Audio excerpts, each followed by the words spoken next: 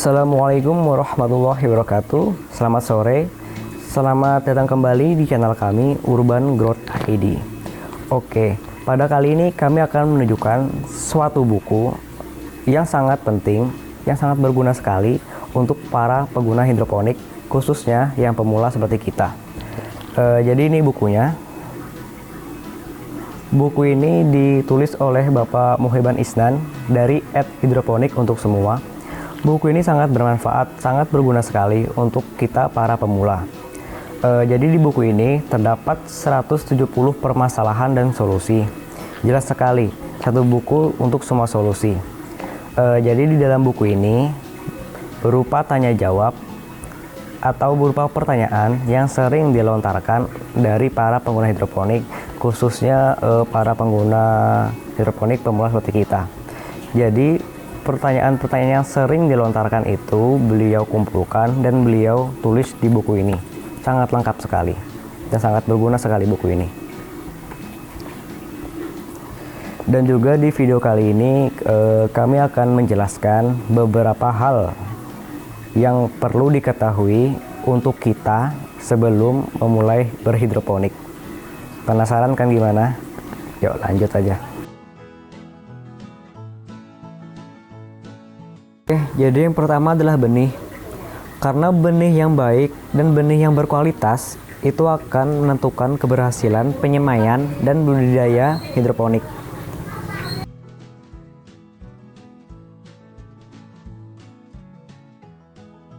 Benih yang digunakan pada sistem hidroponik ataupun konvensional itu tidak ada bedanya, sama aja. Baik itu benih sayuran, buah-buahan, atau tanaman hias itu nggak ada bedanya, sama semua. Yang bedanya itu cuma sistem yang satu konvensional, yang satu hidroponik.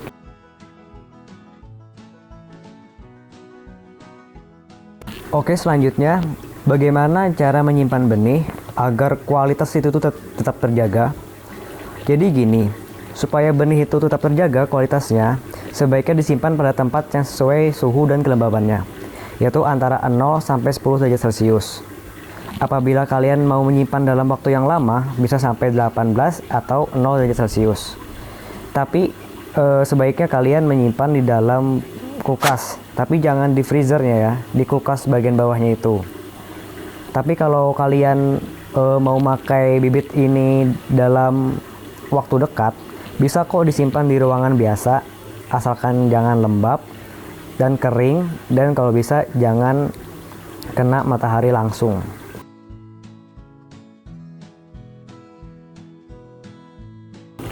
Oke, selanjutnya bagaimana sih cara memilih bibit yang baik dan faktor apa saja yang harus diperhatikan? Oke, yang pertama, usahakan kalian memilih bibit yang sudah terkenal kualitasnya, yang sudah dipakai orang banyak, yang sudah orang banyak membuktikan kualitas bibit tersebut. Kemudian yang kedua, pastikan kemasan bibit tersebut dalam kondisi yang sempurna atau yang baik. Jangan dipilih kalau kondisi kemasan bibit tersebut ada cacat, karena misalkan apabila sobek, otomatis udara itu masuk dalam kemasan tersebut dan tentunya sudah tidak baik lagi kualitas bibit tersebut. Kemudian yang ketiga, dicek tanggal kadaluarsanya. Tentu ini penting, ini sangat penting sekali. Yang keempat, dicek persentase keberhasilan bibit tersebut tumbuh. Biasanya ini ada terletak di belakang kemasan, ada yang 80%, ada yang berapa persen, itu tergantung kualitas bibit tersebut. Kemudian yang kelima, usahakan pilih bibit yang asli, jangan nyari packing. Tentu sudah berbeda kualitasnya antara kedua ini.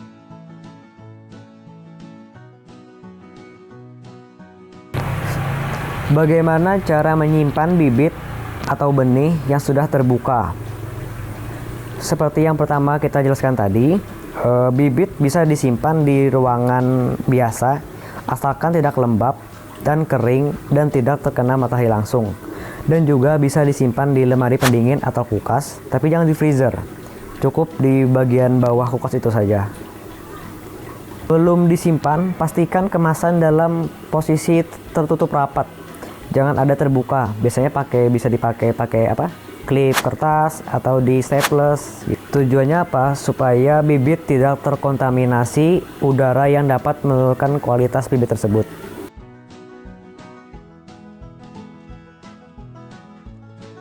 Benih yang kemasannya sudah terbuka dapat bertahan berapa lama? Selama penyimpanannya itu baik, bibit tersebut bisa bertahan lama sesuai dengan tanggal kadaluarsanya. Dengan catatan penyimpanannya baik ya.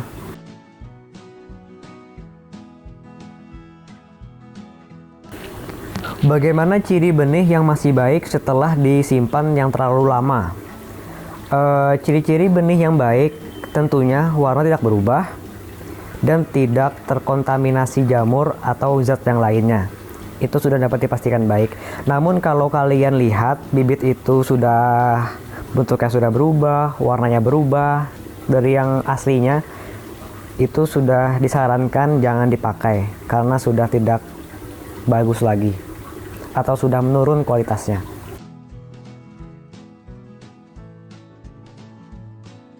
Setelah selesai membahas masalah benih, kita masuk ke dalam bahasan media tanam. Banyak yang nanya, Mas, bener gak sih hidroponik itu tanpa tanah? Kok bisa sih tanaman tumbuh tanpa tanah? Jadi begini prinsip simpelnya. Pada dasarnya tanaman itu bisa tumbuh di tanah karena tanah itu mengandung berbagai macam nutrisi yang diperlukan oleh tumbuhan atau tanaman. Nah, nutrisi inilah yang diproduksi oleh manusia yang bisa dilarutkan ke dalam air yang memenuhi kebutuhan tanaman itu walaupun tanpa tanah. Nah, karena inilah hidroponik dapat berjalan dan dapat dilakukan sampai sekarang.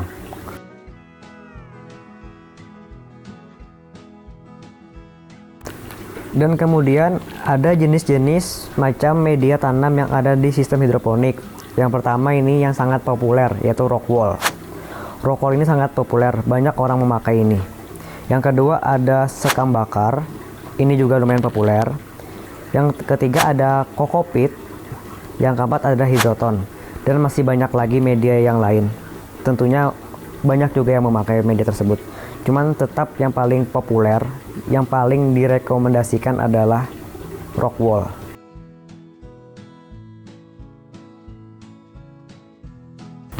Selanjutnya adalah nutrisi. Nutrisi merupakan sebutan bagi pupuk yang digunakan untuk hidroponik. Nutrisi hidroponik mengandung unsur hara, makro, dan mikro. Contoh unsur hara makro seperti kalsium, kalium, magnesium, sulfur. Lalu zat hara mikro seperti zat besi, zinc, mangan, boron, dan lain-lain.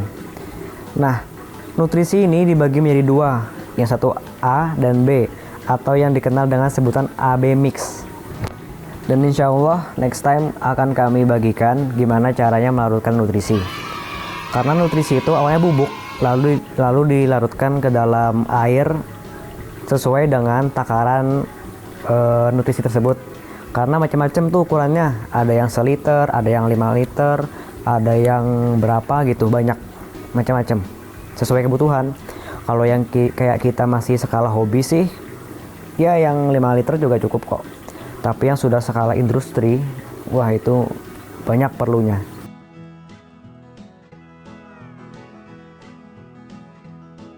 Selanjutnya, kita akan mengenal berbagai macam sistem yang ada di hidroponik. Yang pertama itu ada wick system atau sistem sumbu. Yang kedua ada sistem rakit apung. Yang ketiga ada sistem tetes atau drip irrigation.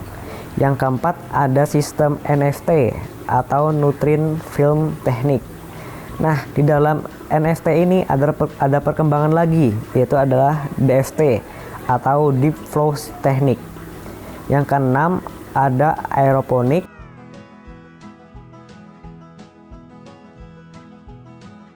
Apa sih bedanya di antara 6 sistem hidroponik yang ada tadi? Oke, jadi sistem hidroponik ini sebenarnya dibagi menjadi dua, yaitu pasif dan aktif.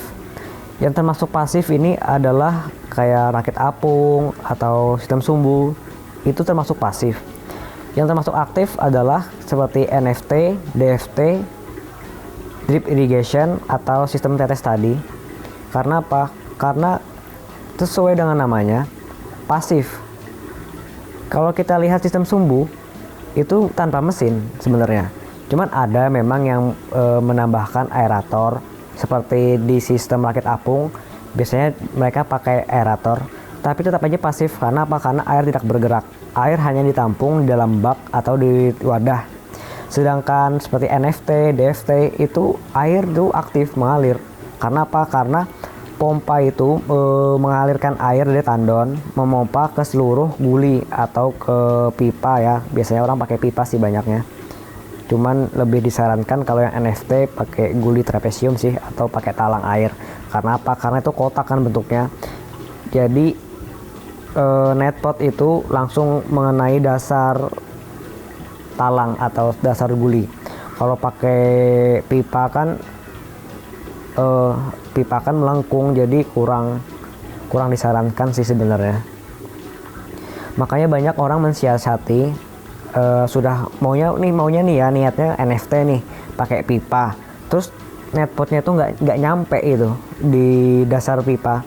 Lalu mereka mensiasatinya ditambahkan kain flanel. Ya memang sih bisa, cuman kurang disarankan. Tetap yang bagus guli trapesium atau pakai talang.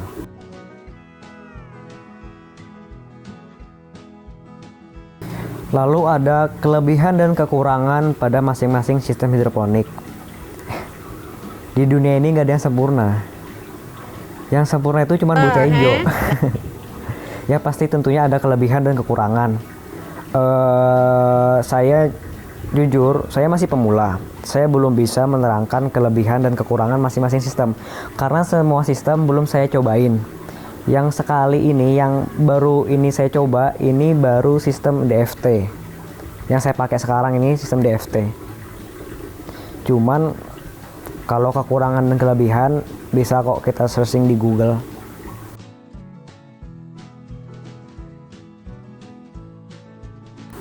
Sistem apa sih yang direkomendasikan untuk pemula seperti kita? Sistem yang sangat direkomendasikan untuk pemula seperti kita adalah sistem wick system. Karena itu sangat simpel sekali, cuman pakai nampan, atasnya kalau enak pakai styrofoam, dilobangin, sudah deh selesai.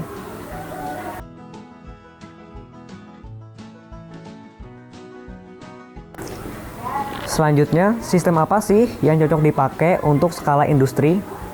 Nah, kalau ini saya belum bisa jawab, karena saya belum memasuki skala industri. Saya masih skala hobi. Tapi, insya Allah, kalau saya ada jalan, satu saat nanti saya bikin skala industri, saya akan memakai sistem NFT. Karena apa? Karena saya pernah baca di suatu artikel, kalau sistem NFT ini, pertumbuhan tanaman itu cenderung cepat. Cenderung ya, bukan signifikan, cenderung. Karena apa? Sesuai namanya, NFT, Nutrient Film Technique. Jadi air itu dialirkan setipis atau pokoknya setipis film foto itu, kan tipis banget tuh kayak kertas kan. Nah itu jadi itu. Nah karena tipis itu, air itu lancar. Jadi pasokan oksigen itu lebih banyak didapat atau lebih banyak diserap oleh tanaman. Nah ini yang membuat sistem NFT ini cenderung lebih cepat dari sistem yang lain.